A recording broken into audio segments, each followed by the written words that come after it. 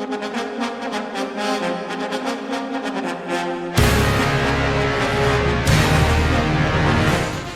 listening to 90.3 WHPC, the voice of Nassau Community College in Garden City, New York. I'm Bill McIntyre here with Jon Gallo for another edition of this week's Long Island News, the news show that brings you news stories about Long Island and about Long Islanders. And we have with us Scott Eidler from Newsday, who is going to enlighten us about what's going on with the local elections. We're at that time again, and here we come. How are you, Scott? I'm good. It's good to be with you both. John and I were just talking about which soundbite we think was going to, be the thing that people listen to, because apparently that's, how many voters are guided by the loudest soundbite. Well, what goes viral, and like I said, it's not just the old traditional ways of what's in the papers and what's on your big network news, but people finding their sources, of course, from social media and everywhere else. Yeah. It's tough to really kind of gauge, what the public is, really hearing and what's kind of resonating. I'm sure the campaigns are kind of beating themselves up to figure that out too. I know they run their own internal kind of polling, some of them as well. But like I said, it's as we've all seen over the last couple of years, a lot of surprises from the polling to what bears up election night. If you have an ear for all this, the same phrasing over and over, from the current campaign, it's we're the safest county in America. Mm-hmm. In the Blakeman campaign, it's peanuts. This $375 that she's giving out to folks is not enough compared to the reassessment, which he claims caused massive tax increases for many. And we have also from the error-riddled reassessment. We've heard that term constantly, error-riddled. We've heard from the Republican side of the county for the DA's race for Dan Donnelly, turn him loose, Todd. Mm-hmm. We've heard tying him to the bail reform laws that passed when he was in the state legislature. He said he's tried to reform them and didn't author them. The Republicans have said he did author them. And so we've heard the same constant phrasing, and we'll see what really resonates. Will bail reform be on voters' minds? Will the reassessment be on voters' minds? So that's what we're watching. No, totally. And that's the question. Well, will this be a bellwether? Some of these races here, suburban kind of counties for a lot of the things that we'll see in the midterms, of course. I know people are obviously monitoring it closely that way. So you mentioned there, that's the top of the ticket. That's, what people would hopefully know at least the most about, Curran versus Blakeman. The county, obviously, executive is up for re-election. And like you said, she is now going for her second term, and this county legislator, Blakeman, he's, I know, run for a number of offices in the past, but certainly, is trying to now take the helm there and bring it back to Republican control. What are we hearing in terms of that? I know the funding numbers come out, and what are people kind of expecting, if anything, can be? Well, Bruce Blakeman is very confident that he's going to be the next county executive. In interviews, he's expressed a lot of confidence. Political observers are not. They think he's a perennial candidate and is doing a favor for the party by being the standard bearer and running against Laura Curran. There's an assumption that she's incredibly popular.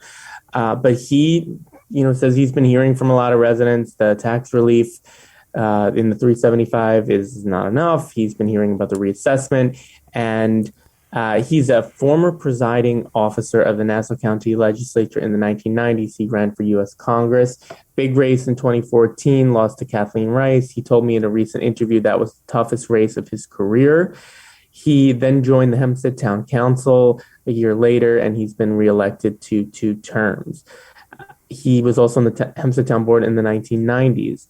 He was defeated as presiding officer in 1999 after. This brings you way back when Tom Galata was county executive, fiscal mess. Blakeman, his record, he fed one of his budgets through the shredder to show he wasn't going to. It was a stunt at the time. It got a lot of publicity, but that he was going, he wasn't going to allow a fiscally irresponsible budget through. They ended up hiking taxes, and they were voted out. the Republicans in the majority. So he lost his seat, and he's been out of elected office for a long time. But he did run for state comptroller in 1998, and he tried to run for U.S. Senate, New York City mayor. Those didn't pan out, but 2014 was a very competitive race. And he talked to me in the interview about how difficult that was, how tough it was running against the sitting DA. And he also has had some problems with his own party. If you recall, in 2017, when Laura Gillen was running against Tony Santino, the incumbent Hempstead Town supervisor, he broke ranks with the party. He endorsed Laura Gillen. He thought, Santino was running the town through imperial rule. A lot of people took issue with Tony Santino, and he was defeated. The first Republican to lose office, in a century. So he became the deputy supervisor under Gillen. He fell out with her. He ended up endorsing Don Clavin, so he's back in the party's good graces. But he's had an interesting political career, and yeah, to put it lightly, I think a pretty expansive resume. Like you said, a known entity, but also, like you said, going against a perceived popular incumbent right now. But that's why at the top of the ballot usually matters so much, because how much it trickles down ballot to the county legislature, which all the seats are up for, and how that would impact the balance, going forward. That's something I know that they always consider. And also those other races like the comptroller and the DA. So maybe, maybe we'll go to the legislature in a moment, but back to the DA's race, which again, people are keeping a close eye on. Senator Kaminsky, being an active state senator, pretty decent profile from the Long Island 6, versus Ann Donnelly, who I know has been kind of a little more behind the scenes in kind of, I guess, the actual DA's office to different degrees. Can you tell us more about that race and, what people are seeing there? I know Newsday had an endorsement that caught people somewhat off guard, the editorial side. Yeah, I can't speak for how our editorial board, which is completely separate from the newsroom, what they decide. But I will say, in our reporting of the race, it's a fascinating race because, on the one hand, perhaps maybe everyone took for granted that Todd Kaminsky, if you look at the roster of Democratic elected officials, he's at the top. He has a lot of money in his bank. He won those elections after Dean Skelos was charged and arrested and convicted for corruption a while ago, and he has become an incredibly consequential lawmaker. His office calls him the dean of the Long Island delegation, and he wasn't the majority leader, but he was the one taking meetings from a lot of entities about where funding should go, and he took the lead on a lot of legislative bills. He, from what I hear, has always wanted to be a district attorney or an attorney general, and this was an opportunity he couldn't give up. Now, political seats, they don't always come up. You could have wondered, maybe he'll run for Congress in a couple of years, but you have to wait for the calendar when somebody resigns, and Madeline Singas vacated the post. It was a surprise to everyone. He jumped in, has a lot of money, but immediately the Republicans sent out a flurry of mail pieces before he really started to address the issue, tying him to bail reform. And the state legislature passed this bail reform that Nassau officials, even Laura Kern, was very against bail reform. Kaminsky has led the effort in part to fix it, but he was on the legislative committee in which the original package went through. He did vote for the state budget in which bail reform was enacted.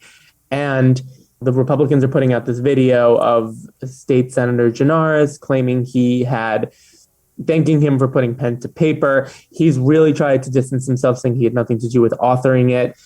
The Republicans don't care. They have been putting out constant advertising about this issue, and they are making it a single message race. And the question is, and a lot of people do think that will be effective. The question is, are voters concerned about bail reform right now? And we've spoken to political experts that say, well, you're not really seeing it on the news as much. You're not seeing a lot of individuals being released and crime increasing as a result. So people vote about what's on their minds. The Republicans are banking on this being an issue. I mean, if you look at the social media of Ann Donnelly calling Todd Kaminsky "turn him loose, Todd," things like that. Todd Kaminsky has said this is not appropriate for someone running for district attorney to be untruthful. I've also heard that in the Cine Tierney race. Mm-hmm. So that's the big question that we'll all be talking about the day after is, did bail reform sink Todd Kaminsky? Because Democrats have a big edge in registration. Todd Kaminsky is a known entity, and Donnelly has not fundraised a lot. She's been a prosecutor in the office. She's talked about a lot of cases she's worked with. And, Kaminsky has been very vocal about a lot of issues, climate change. Yeah, environmental committee chairman. He's, you could say as an expert, he's done all the right things, education funding, but he's running in this race which has a conservative bent. So the law enforcement type of position, and I know that, like I said, isn't just unique to this race, but also the DA's race there in Suffolk County. But not to just, he's prosecuted many high-profile corruption cases. State, Senator Espada, and worked on the Congressman Grimm case. So his credentials are strong as well. He hasn't been a veteran of that office. But he was, though. Was it at SDNY? Was that the Southern District of New York? Yep, exactly. Prior to that. So, like I said, that's kind of, I guess, what we somewhat expected.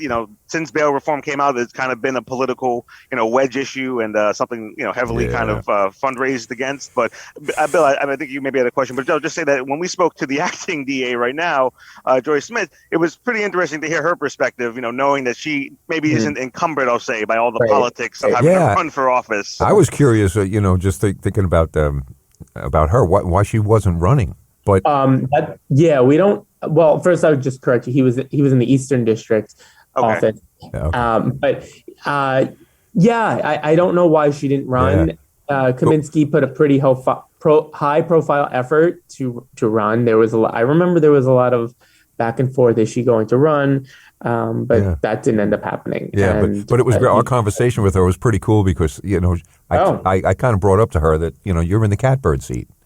Because now she's doing all these, and she's doing some pretty cool stuff that somebody running for office probably wouldn't try. She was talking more about restorative justice, and I think either of the candidates right now probably would feel comfortable. Oh, absolutely. What has gotten drowned out in this debate is there's no conversation really about criminal justice reform, recidivism.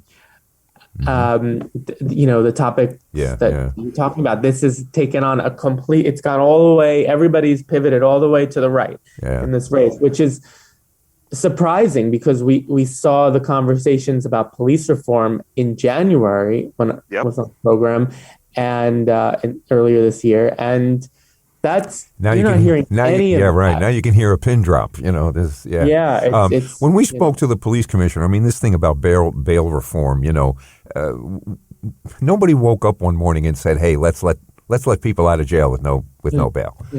And that's kind of the feeling you get. It was because of the Department of Corrections letting people languish in jail who had only some of them hadn't even been charged with a crime. They were, There's a lot of high-profile incidents in the discussion about what's happening at Rikers right now at the city level. Right. But like I said, it is interesting to see that this conversation in that race has been, pretty much kind of a reversal from sometimes what you see in the primaries, which is go towards the progressive lane and then they've definitely come back hard to the centrist kind of position. So, okay, that's a lot on that. Very little nuance going on right now. Yeah, right. Fair enough. As we know, like I said, if we see those advertisements coming in our mailboxes. But let's remind our listeners, they are listening to this week's Long Island News here on 90.3 WHPC, the voice of Nassau Community College. Here with Bill McIntyre, myself, Jon Gallo, and thankfully still joined by Scott Eidler from Newsday, their Nassau County and Long Island politics reporter. So, okay, like I said, we're all going to watch that race, and I think that we see as what will happen in a lot of the other ones. But speaking of some of those, there is an open seat for the Nassau County Comptroller. It's been vacated in a sense by Jack Schnurman, who isn't going to run for another term. There was some political baggage there. That was an interesting conversation when that kind of decision was made. But now we have, it looks like, I believe Ryan Cronin and I believe Miss Phillips. Is it Elaine Phillips? And and the fact is that, both of them have, been, again, known entities on the island as well. So can you tell us, what people need to know in terms of where that race is kind of looking at this point? Sure. Before the Nassau DA's race came in play, the Republicans had focused most of their energy on knocking down Jack Schneerman. And I think that they had viewed this seat as their way back into county politics. I'm not sure that there was a real belief that they could take back the county executive spot. That's not what they would say publicly, but with Ryan, so when Schneerman exited, right, there was this brouhaha over payment he received heading out of Long Beach. Yep. They calculated it wrong. He said he relied on the long time interpretation of the city's lawyer. It's become a brouhaha. And he decided not to run. The party really was going to primary him, we've heard, and he had to bow out in February. So that took the wind out of the sails of the GOP efforts to take back, and they didn't want him dragging down Laura on the ticket. So that kind of knocked out a prominent line of attack that the Republicans could have used. Is he incompetent? Is he a thief? Things like that. So they did run Elaine Phillips. They do believe she's highly qualified. She won a state Senate race, but she lost to Anna Kaplan in 2018 when the Democrats took over the chamber. She was a longtime mayor of Flower Hill, and she has, she's been in the finance world. They view this as the right slot for her. There was even talk that she could run for county executive, but they viewed this as the right slot. Ryan Cronin has run for state senate a few times. I think there was some surprise when Kevin Thomas won his seat in 2018 because that was against Kemp Hannon, because Ryan Cronin had tried a couple of times. He sat this one out, and that was the year Kemp Hannon lost. So they brought him back into the fold. He's a litigator, but he was on the New Health Board, Nassau University Medical Center. They put him on the board. One of Kern's first picks. He, helped to carry her water on that board. A lot of them were Mangano picks. So, when she began to assert her influence, he was the first person that she essentially, put on kind of the patronage on that board. He stepped down to run for comptroller. It was, I'm sure it was orchestrated where Schneerman was stepped down and he was the pick. Yeah, a lot of movement and minutia there, but like I said, ultimately, this is where we stand. And is there a read? Is that seen as another kind of up in the air, election night kind of? Yeah, for sure. I mean, these seats, everybody talks about how Nassau is not always a linear ticket. You could have Curran did a little bit better than Schneerman a couple of years ago. So she'll definitely raise. It's possible very possible, the Democrats could, she could lift them all up, or people could split their ticket. That's going to be a big thing to look. I mean, Maureen O'Connell is the county clerk. She's won numerous consecutive elections. Yeah, and she's expected to win this year, even if Curran wins. And so that's some are a little more, like you said, institutionally preserved and are kind of with the agency that way. So and then turning away from there, maybe just back to the Nassau County Legislature. All the 38 candidates are looks like vying for those 19 seats in the legislature, where there's currently the 11-8 majority of Republicans over Democrats. So I know there's one seat that's going to be specifically open, District 8, where a long tenured legislator, Muscarella, is seemingly not going to run again. So there's two folks over there hoping to be the next legislator. But what does that say? And what are people expecting, or kind of seeing, what might come out again in terms of the balance election night? Sure. He's running for a judgeship. So the seat is open. He's one of the original members of the county legislature.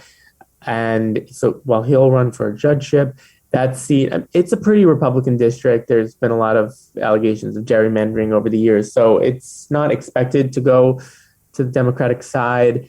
The two areas where, Democrats are looking to unseat legislator Gaylord in the area of Lynbrook and surrounding area. They have a candidate, Laura Burns. They put a lot of high-profile publicity into her a couple years ago. She didn't defeat him. She's trying again, hoping with Curran at the top of the ticket that might lift her. And they're also trying to unseat legislator Coppell. Those are the two seats they're looking at. They're also trying to hold on to Josh Lafazan's seat. You've seen a lot of signs for his opponent Peroni, but Lafazan, I think, is expected to win. Yeah, that's an interesting kind of seat over there where I know he, is more of an independent, but caucuses with the Democrats. And I know there was the whole, we'll say, police kind of, I guess, hate crime kind of law that he sponsored that I know made a lot of national press and kind of got some backlash, but also I'm sure got him some support from maybe some of the more conservative voters that he was in trying a pretty to court. conservative district. So that might, even though he got a lot of national backlash, might boost his numbers this year. Well, now you look at these things and say, oh, that's why this person did this. No, it makes a little more sense when you look micro, kind of, again, like I said, who's actually voting for the candidate versus, like I said, who's, kind of criticizing. So that's all good to know. But overall, like I said, there's some wiggle room potential for change. And obviously there's going to take some time, like last time when, absentee ballots and, there might be numbers firm on election night that, might have a little bit of variance by the time everything is sorted. But I imagine probably less so than some of the other cycles that we've just had during the pandemic, because more people will be voting in person. Yeah. I wouldn't even ask you to break out your crystal ball for this one. I don't think we can really. No. But like I said, that is good to know which ones, at least both the sides, see as potentially more kind of vulnerable and more open to seeing again some kind of transfer there. But I imagine Republicans are trying to pick off some of those Democratic seats too, and think that they have a good chance to reinforce their majority, as it were. So okay, and then maybe Bill, I'm obviously wondering what you're thinking too. But in terms of just some of the other races that were a little high profile, the town races always, in terms of the town supervisors, town of Hempstead being the largest. Ethan Apelov is running against Don Clavin in Hempstead. Okay. Town clerk currently of town of North Hempstead, Wayne Wink, is going against Jennifer DeSena, who we had on recently and had them both speak for a forum that we held. And then we have the town of Oyster Bay, Saladino against Amanda Field, I believe, as well in that race. So what is being said, I guess, about those? And, are they kind of ones that are up in the air, or are they kind of leaning more in one direction, pundits are saying? I think they'll all probably stay in the same party. The interesting race, they're all interesting races. In North Hempstead, town of North Hempstead supervisor Judy Bosworth is retiring after 8 years.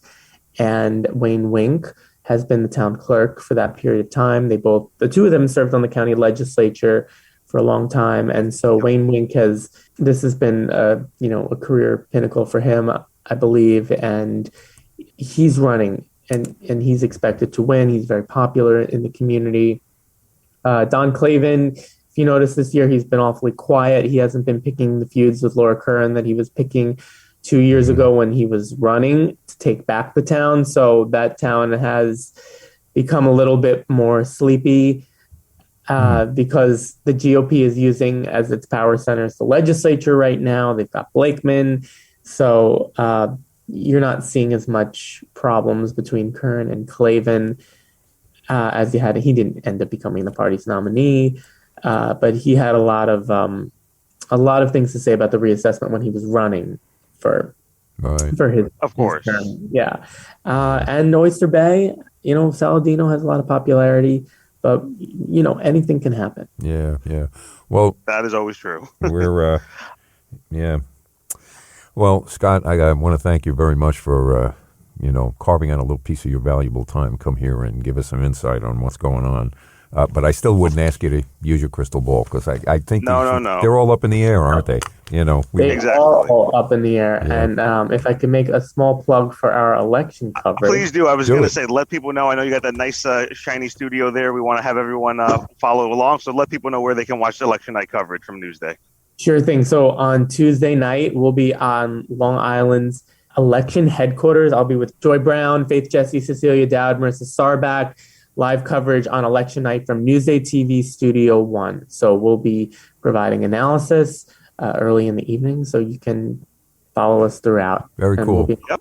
Twitter Stay tuned. Have your coffee and your popcorn ready to go and settle in. So thank you again for all your time. Thank you for, again, that coverage. We'll be watching, and obviously subscribe to Newsday and follow Scott and all the rest of the team over there on social media, wherever they are. Okay? Thanks again, Thanks Scott. so much for having me. Thanks a Take lot, care. You're Scott. welcome. Always a talk with you. Bye. Have a good weekend. We'll talk Take to you care. soon. Bye. And now we're Good to go. very happy to welcome the lead guy on the Long Island Railroad, Mr. Phillip Eng. Thank you very much for joining us. I know you're busy. The latest things that we've heard rise from the news is, I think the last thing I heard was that, people were complaining that there weren't enough trains. We were looking forward to talk to you to see what the situation is with the railroad in general and the things you have to say about it. Well, thank you very much for having me on, and thank you for giving me a chance to talk about the returning ridership and the feedback that we are getting from the public, and all of that is important to us, obviously. From a picture of wanting to provide service and reliable service, seeing our riders come back and seeing the economy bounce back is important. In fact, yesterday was probably our highest ridership since the pandemic. Hitting over 159,000 riders, 55% of our normal weekday ridership. And that goes hand in hand with the discretionary travel that we've seen on weekends hitting over 80% on a regular basis. So that is really good because it shows that people, where there is a place to go to and the things to do, they will go out and they will use mass transportation. Mm-hmm. Having said that, exactly what you said, the public has been reaching out and, letting us know that, in some cases they're seeing more crowded trains.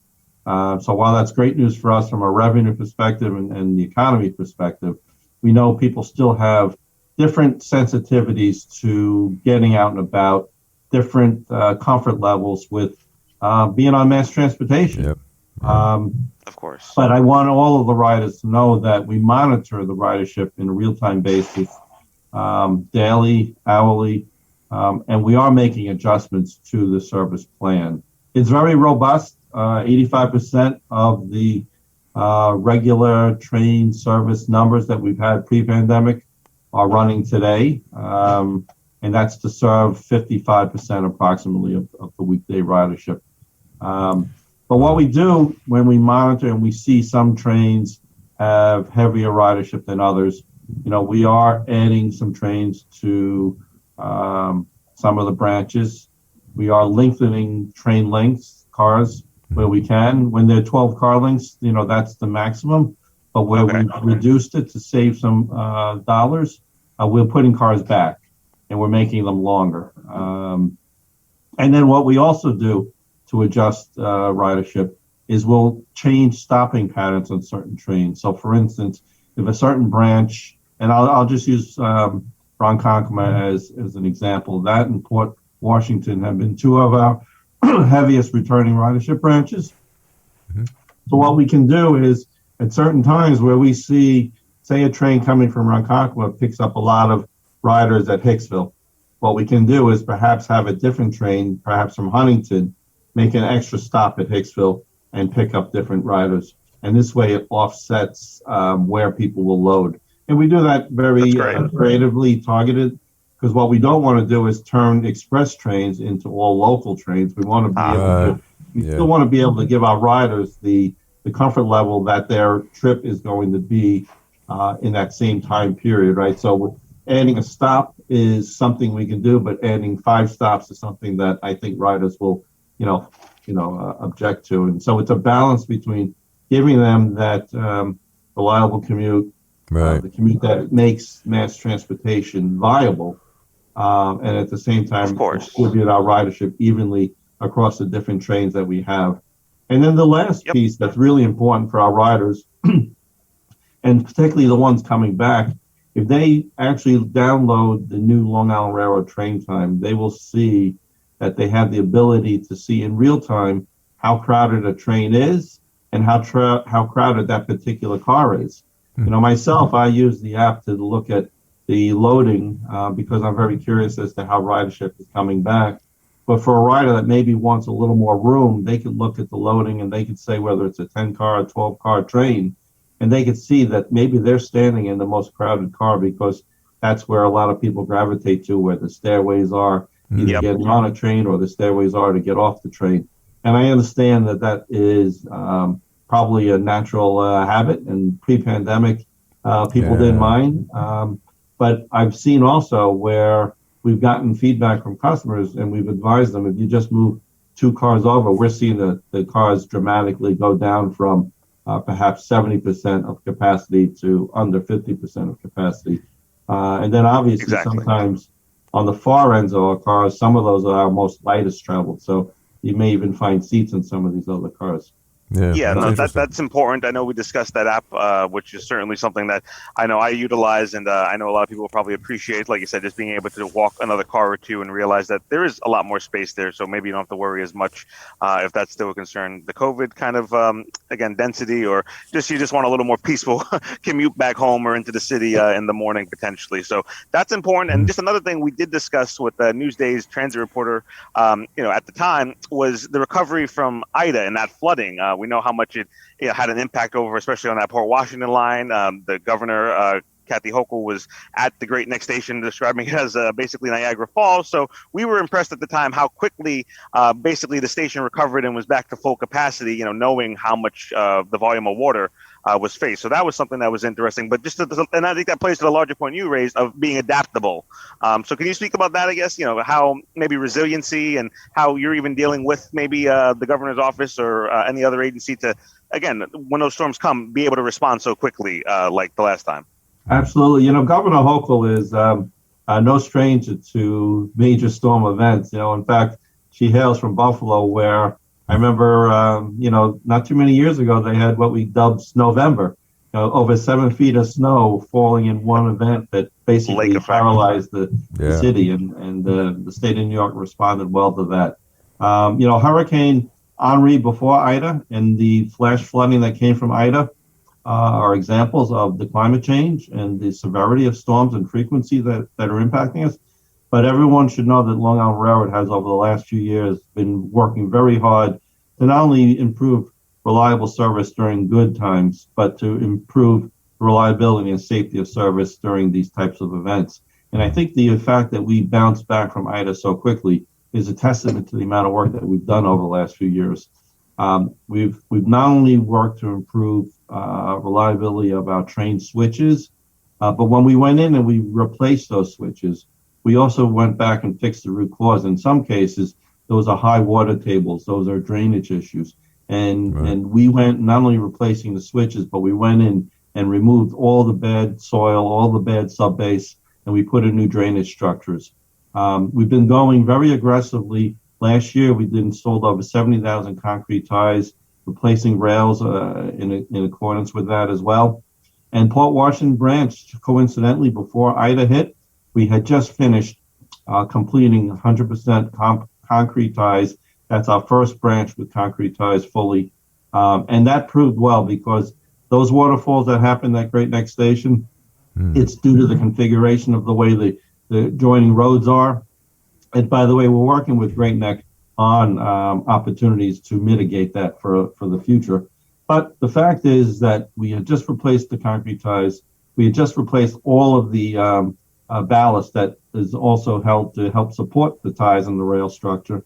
And because of that, those rains and the water that came through there had less impact than they would have if we had not done that work.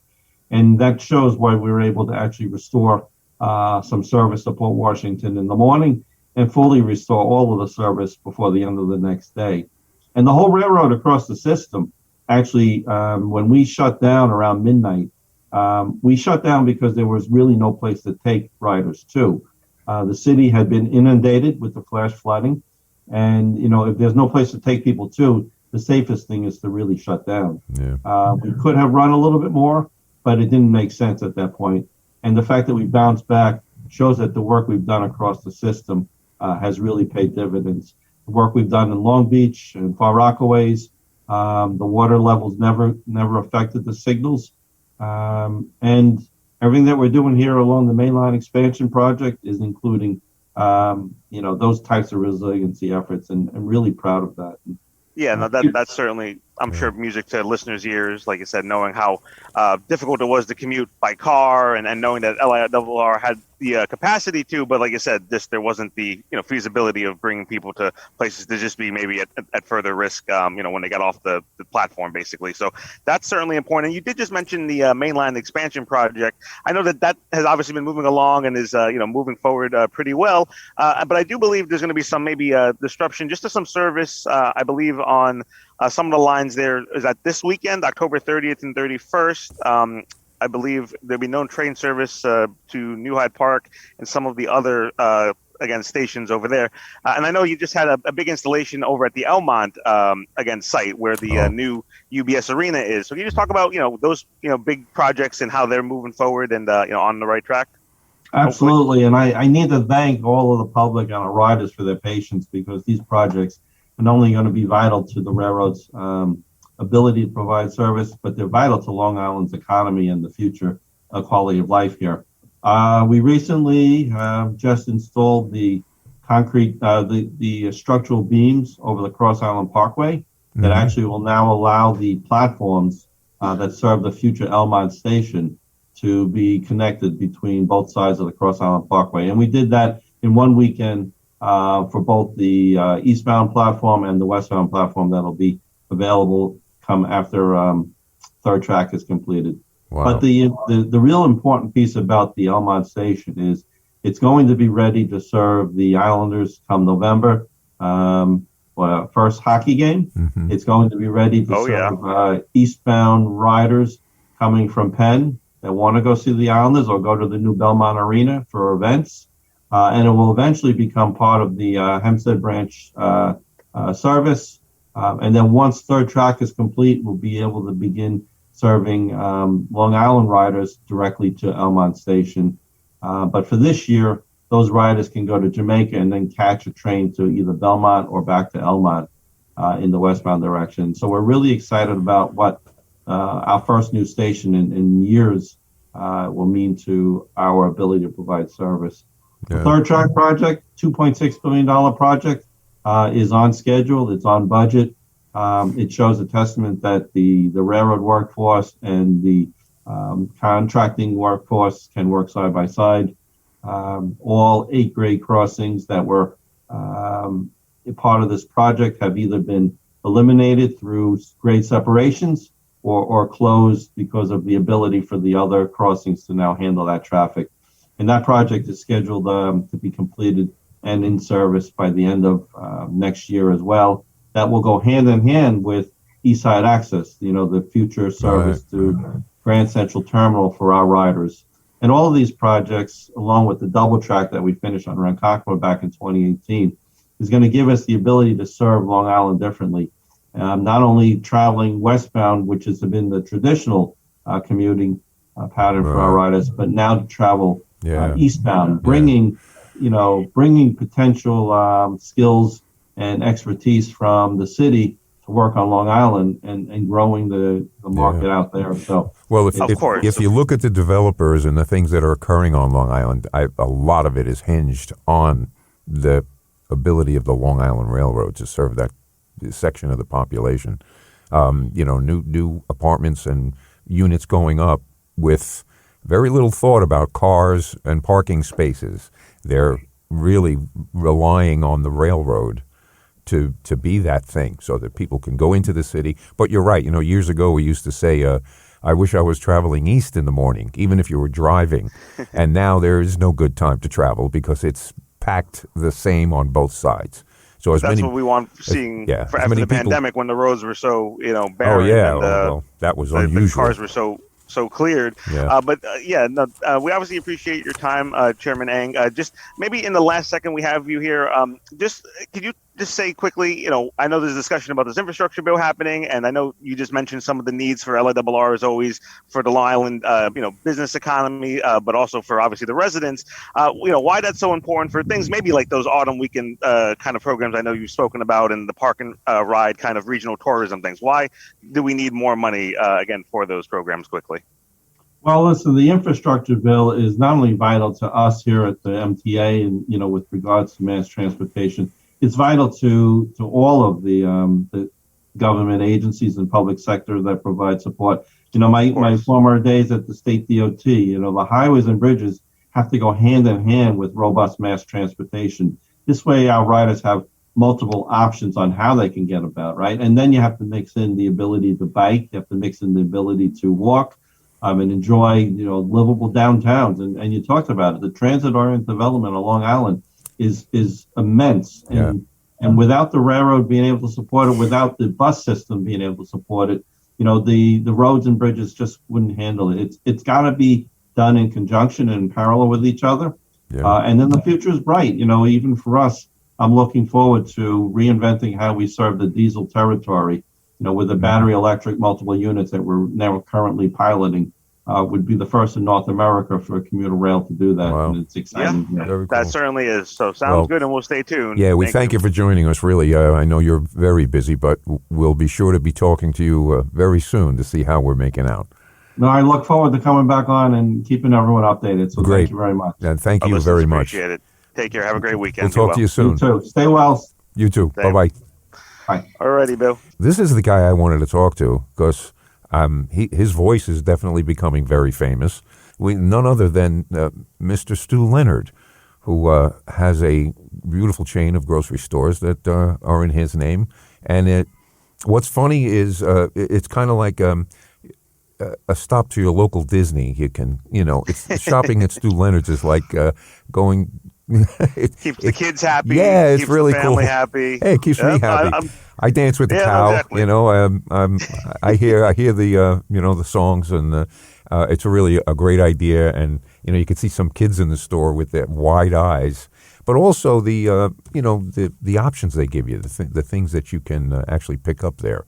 I'm looking for science to come out with a way to keep those sweet potato chips good for more than a week, because I wind up eating them on the way home in the car. So, but we're very happy to have Mr. Leonard here with us today, and we talk about some supply issues that are going on.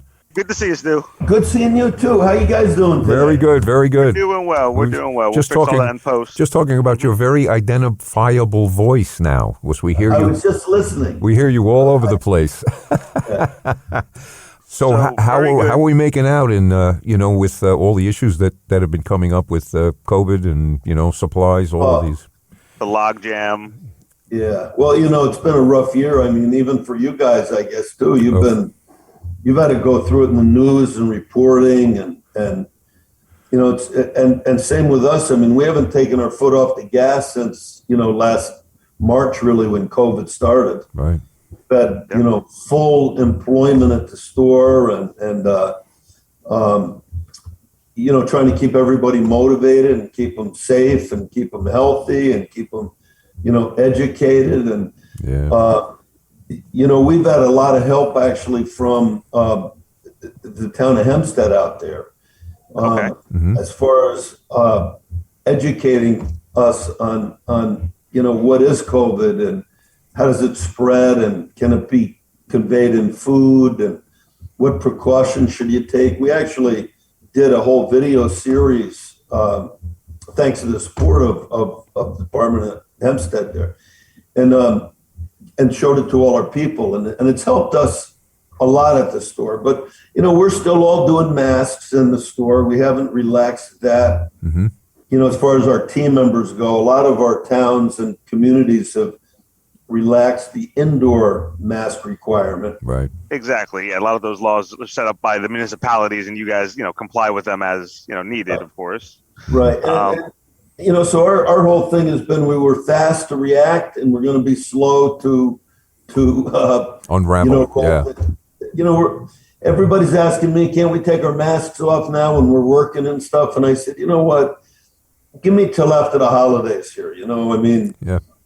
Yeah, that's the hope. And part of it's vaccination rate is higher. Part of it's a comfort issue too. We were just talking with the president of the Long Island Railroad, and he was saying the same thing. Different customers have a different view of how they should protect themselves. Yeah. So, children still haven't been eligible to get the vaccination yet. Obviously, there's people with compromised statuses, and like I said, it is a difficult situation. I know for families, but also, of course, for retailers trying to accommodate the whole breadth of the residents, wherever the stores are. So that's important. And your context and experience here is vital. Being on the front lines, helping people who are those frontline workers, stay employed, but also feed all our families throughout. So that's something we're interested in. We spoke also a lot with a lot of food insecurity kind of advocates, and talking about how supermarkets play a role too, and supply chains impact that side too. But I know you've been on media recently talking about exactly that, the supply chain issues. But you seem to think that it's going to be getting better, not getting worse, hopefully. Is that fair to say, or what are your thoughts on where it's going? This happened during the pandemic. There was pandemonium created. Oh, yeah. There were going to be shortages, and people panicked. There's panic buying spree. We went through it. Toilet paper, everything. Yeah. Yeah. Well, those are. There's going to be a few things like that. Obviously, when demand goes way up on something, and you just don't have the supply, you'll run out of certain things like that. But, our food supply was pretty constant all throughout last year. We had full shelves all the time. I mean, maybe you couldn't get the exact thing that you wanted, or Ida French fries, you couldn't buy that one. 8 options of everything, but you have the items. French fries. Yeah. We had French fries. Exactly. Right. So I think you'll see the same thing coming up on the holidays here. You'll see some of the national brands will be out. We're even finding we can't get some of them right now. Some of them, like Heinz ketchup, is hit or miss. Boar's Head, even on the Oven Gold turkey. Wow. We'll get it. We don't get it. But we also have our Stu Leonard's brand of Oven Gold turkey. Mm-hmm. Of course. Well, there's an opportunity, right? That could be an opportunity. Yeah. Well, you know what? What's interesting, Bill, is I was asked about how do you save money during a pandemic now, and because with obviously prices going up, and I'll talk about that in a minute. Yeah. But one way you can do it is really to go over to the store brands rather than buy national brands. Like we have a cheese made in Wisconsin. I don't know if you saw the Green Bay Packers playing last night, but it's right up around. We get the cheese heads.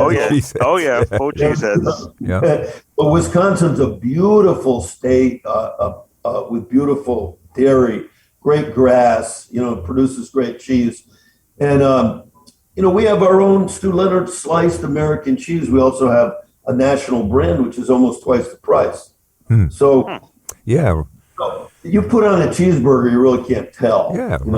Yeah. Well, it was always you guys pride yourself in dairy, of course. It was always my experience, certainly growing up, and like with the A&P food chain, they had the Ann Page brand. So you could go in and buy an Entenmann's pie, or you could get the Ann Page pie. And hey, Bill, you just way dated yourself. I know.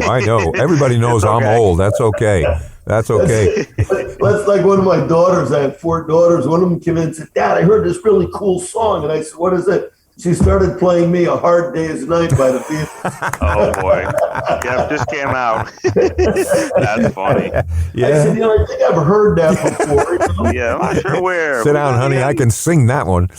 Yeah. Australian band or something. Unfortunately, I gave away all my plastic vinyl albums. No more physical media, huh? You're becoming like vinyls. the kids. You download it when you need it. Yeah. But interesting, the store brand now, just so that's one way. Another way, I probably shouldn't even say this, but we do a lot of demos. Mm-hmm. Yep. Product sampling, and we're just rolling that out. They're in little plexiglass huts, really, and individual servings and so forth. So it's COVID friendly. Yeah. But we are trying to get you to try new products, taste new things, and we're trying to get you to buy them. And usually, when we do a demo in the store, sales double. So what I shouldn't even say this, but walk by the demos, okay, and don't buy those things at the store. Have a list, and be prepared and be disciplined when you go into a food store. a lot of it's impulse buying. Don't shop hungry. Yeah. Some other things are there's a lot of great specials every week that supermarkets have. Everybody has them. There's app discounts that you get. If you use the app, you get, we're doing a buy one, get one free on our organic popcorn this week. Okay. Nice. So look for the app deals, look for the specials, buy national brands, walk by the demos, Yeah. And you can control your food costs pretty much. Now, when it comes to the suppliers, we deal direct with a lot of these suppliers. They're farmers. These are regular people. They're not like, I'm not talking to anybody in a suit at all. Yeah, CEOs in Manhattan. Right. They've got dirty clothes and boots, and we're out in the fields, and they're fishing, and they're out with the cattle and so forth. They're saying, look, Stu, my fuel price have gone up. My transportation costs have gone up. I can't get enough labor. Everybody says that. They can't get enough labor, enough people to work for them. They got to raise the rates to attract more people. They are getting hit. Corn prices have gone up. And they say to me, what can I do? Now, if I play hardball with them and say, hey, too bad, I'm going to get a disruption in that supply between now and Christmas, okay? Unsustainable. What I've been saying every single one of them, and they've all agreed to this, I said, I'll tell you what, let me split the increase with you. You eat half, I'll eat half. Okay? Every one of them has said, thank you, Stu, no problem. That's fair. That's as fair as you can get. You will have food on the shelves this holiday. I'll make sure you have food. I got your back. So I got good commitments from our suppliers right now. Now we do have a big guy, part of Cargill, the humongous corporation. Yep. We get a conventional fresh turkey from them down out of Virginia, and they've cut our order 30% now. Wow. Because they don't have enough turkeys right now. So we went over to our local farm. I even like them better, their family farm. They're in Pennsylvania, in Lancaster County, the Jandel family. Okay. It's just the kids. We go have little cookouts with them. I mean, they're not kids, they're adults, right. But he's got his whole family. They all live on different parts of the farm and everything. Wow. But and we called him up, and he said he could get us extra turkeys this year. He raised extra turkeys this year. So we're going to get those turkeys, which are free range or from family farms, local, local Pennsylvania. And put a bit on them this year, but we'll have turkeys. The bottom line, thankfully, I know that's music to a lot of listeners' ears, wondering, you hear these stories in the press and people say, well, will there be this? I know you're talking about the Christmas trees as well. Trees, yeah. That's what... But of course, the main point is, like you said, that if you have a good relationship with your vendors, if, like you said, you be fair and you don't beat somebody on the head when they're kind of down, it's good to see that, maybe not the exact same volume, but, people's needs will be met when it comes to especially these important kind of traditions that we have. It's also a good thing that people are not likely to stock up on turkeys. Yeah, hopefully not. You know what, Bill? What you could do is freeze it, though. Yeah. You know what was really interesting is we started hearing all the news about people getting nervous about Thanksgiving. So we actually tried something we've never done at Stu Leonard's in 50 years. We brought a trailer load of turkeys in October. Oh, early, get them frozen. In October. Yeah. And we were like, you never sold turkeys in October. What will happen? Guess what? Sold the whole trailer load. Wow. People are getting, they're worried. Yeah. Right. Yeah. That's a litmus test. That's really a litmus test as to how people are feeling. Yeah. And so, and also like there's a lot of litmus tests, like even the pumpkins now. We sold more pumpkins this year. People want to decorate their house. They seem more festive. They're fed up with this COVID thing. They're fed up with being cooped up and with masks. And not that they're going wild, or we're not going wild or anything, but we're very slowly, just loosening things up very slow. want those social engagements, going back to the pumpkin patch, going looking at the autumn leaves and all those things, the hot cider, kind of businesses on the side of some county or country road. So certainly it's great to know that, you're supporting those farmers, who, again, have had some tough times there and getting people the products they need. Well, I guess we only have a moment or two here left, but I just was wondering, I guess, maybe in that time, just maybe any more thoughts you have in specific to, I guess, incentives for labor, in terms of both dealing with the UI issue, unemployment, but more, I guess, for maybe incentivizing, wages and knowing how, maybe employers are willing to pay more, but, if the government had some way to back it, maybe that would help it in a way. Well, I really don't want to ask the government for anything. We have gotten no money from the government through any of this stuff. I think I will survive here. We're a family business and everything. And, right. The only thing I'd say hampering us is really regulations. The more regulations it's a form of a tax in a way. Like even our scallop farmer, he said, I can't fish as many days as I used to. Well, that drives the price of scallops up. Yep. But, as far as labor goes, we noticed the number of applications in August had decreased in half of over what it was. Wow. And so we just did a big, bold move. We increased all our labor rates $2 an hour. Huge cost. Across the board. Yeah. Huge cost. And it's going to be, we're going to run it right up through Christmas, see what it's like. I doubt we're going to roll it back. But all of a sudden, applications now tripled since we did that. There's another litmus test, right? Yeah. So we got enough people for the holidays. We got enough product. I would say to customers, don't panic, don't freak out. Mm-hmm. Costco's going to have stuff. We'll have stuff. Trader Joe's, Whole Foods. And I know you spoke about that, like you said, and a lot of the staple items haven't seen maybe the spikes as much as some of those high-end, the filet mignons, the lobsters, and things like that, which, I get that people have a right to want, but like I said, aren't those needs like the bread and the French fries, we'll say, for the average American night by night. Thanksgiving's one of the cheapest meals of the year. Stuffing, yeah. Exactly. But one of the things I guarantee, though, this holiday is just like every other past holiday, everybody will gain weight by December 31st. Lock that bet in. That's a good one. Thank you so much, Stu. We're really looking forward to talking to you. We hope to talk to you again soon. Hey, we love Long Island, man. We love being in Long Island. Long Island loves you, too. That's pretty apparent. With the station and with the school. So thanks again, as always. Thank you. Have a good Thank you so much.